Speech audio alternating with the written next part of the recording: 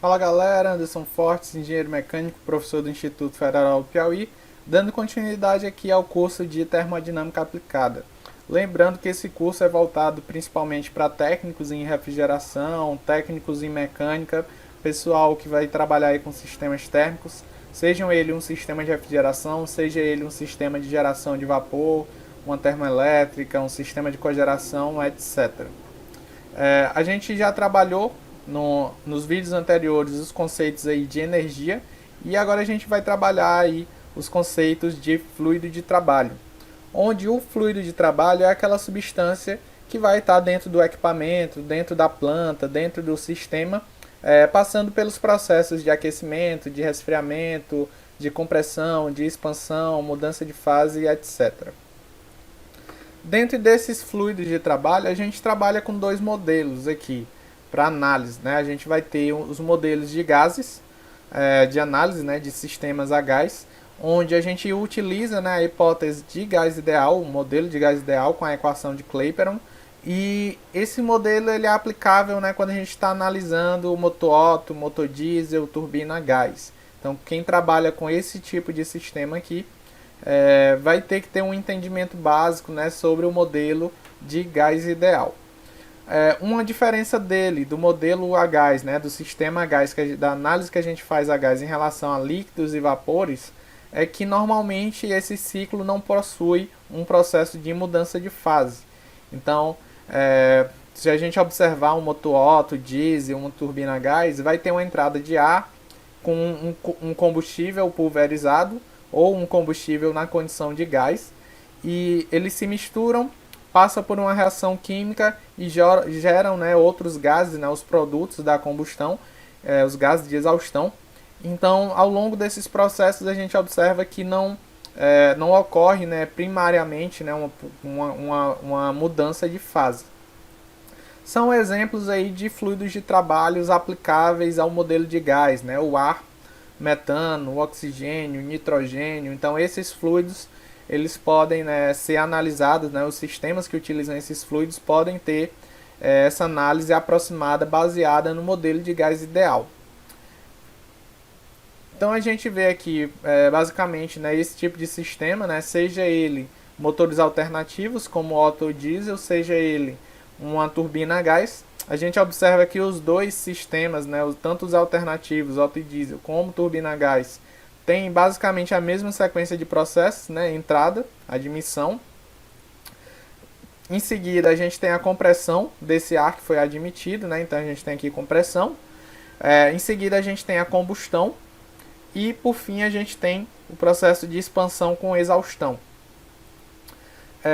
O que a gente observa aqui é que na turbina a gás a gente vai ter uma entrada de ar, né? Esse ar vai ser comprimido, a gente vai ter um injetor de combustível aqui e a chama, né, da combustão. Então esse ar vem, alimenta, né, alimenta a chama, e aí a gente tem os gases de combustão a alta pressão e temperatura, né, promovendo a rotação do eixo. Em seguida a gente tem a exaustão desses gases.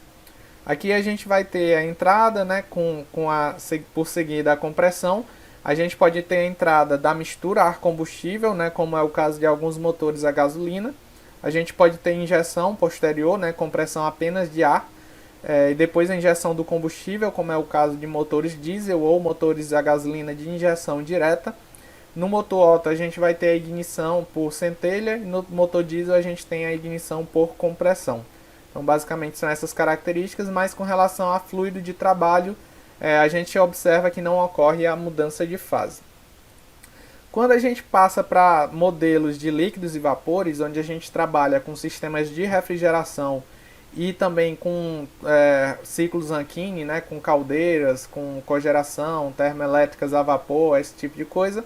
Então, quando a gente tem instalações a vapor, operando com líquidos, com fluido refrigerante, com água, a gente tem que utilizar desse tipo de modelo de análise aqui, que se baseia em tabelas termodinâmicas e diagramas, principalmente, né, para análise de quem vai trabalhar com sistemas a vapor, com geradores de vapor, sistemas que utilizam vapor para algum processo, sistemas de refrigeração também. E esse modelo aqui se diferencia do modelo de gás porque ele é caracterizado, né, como os processos de mudança de fase como processos bastante importantes. Quais são os fluidos de trabalho, né, principais para esses tipos de ciclos? São água, né, nos geradores de vapor, R22 e amônia em ciclos de refrigeração. O metano a gente coloca aqui que ele pode ser trabalhado, né, como um gás, como é o gás natural, num sistema de potência a gás. E ele pode também ser analisado como um fluido de trabalho em um sistema de refrigeração cascata, em um sistema de refrigeração de liquefação de gás natural. Então a substância em si ela pode ser modelada, né, ela pode ser analisada tanto pela hipótese de gás quanto pela hipótese de líquido e vapor, desde que o sistema se adeque, né, a esse tipo de modelagem. Aqui a gente tem uma exemplificação de um sistema que pode ser utilizado o modelo de diagrama termodinâmico, de tabela termodinâmico, onde a gente se baseia em processos de mudança de fase. Então a gente tem o R717, que no caso é a amônia, passando aqui pelo processo de compressão. A compressão é um gás, né? Então ele comprime o gás e torna esse gás ainda a uma pressão mais alta, temperatura mais alta. E em seguida esse gás é condensado, seja num condensador evaporativo ou seja numa torre de resfriamento. Então a gente tem a caracterização aqui de um processo de mudança de fase.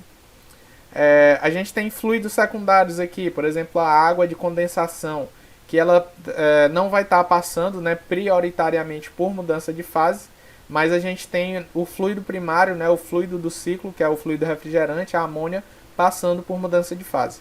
Aí ele vem aqui para o tanque de líquido, esse líquido vem para um separador de líquido, que vai estar sendo direcionado para um trocador de calor, que vai estar aqui promovendo a condensação do CO2. O CO2 ele vai, em temperatura e pressão atmosférica, ele vai trabalhar com pressões muito altas.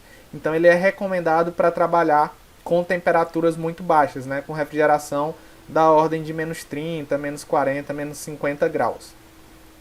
Então a amônia está fazendo a condensação aqui do CO2, né, o CO2 foi comprimido, veio para cá para ser condensado, da mesma forma vem para o tanque, né, de líquido, vai ser bombeado, né, para os trocadores de calor, sejam eles de baixa ou de média temperatura, e em seguida, né, ele vai voltar para ser comprimido novamente e voltar para o condensador. Então a gente tem aqui a caracterização de mudança de fase em condensação, em trocador de calor, nos outros trocadores aqui que seriam os evaporadores. Então a gente tem esses modelos, né, que vão fazer parte do que a gente vai estar analisando. No próximo vídeo a gente vai continuar trabalhando com o fluido de trabalho, mas agora a gente vai analisar um diagrama, né? A gente vai utilizar um modelo de líquido, né, e vapor, né? Modelo que considera a mudança de fase. Então a gente vai ter um diagrama pressão e entalpia, vai analisar as linhas, né, desse diagrama para tentar, a partir daí de futuros vídeos, estar construindo o comportamento do ciclo, o comportamento do equipamento a partir desse diagrama. Então, obrigado aí, galera. Espero que vocês tenham gostado. Até mais.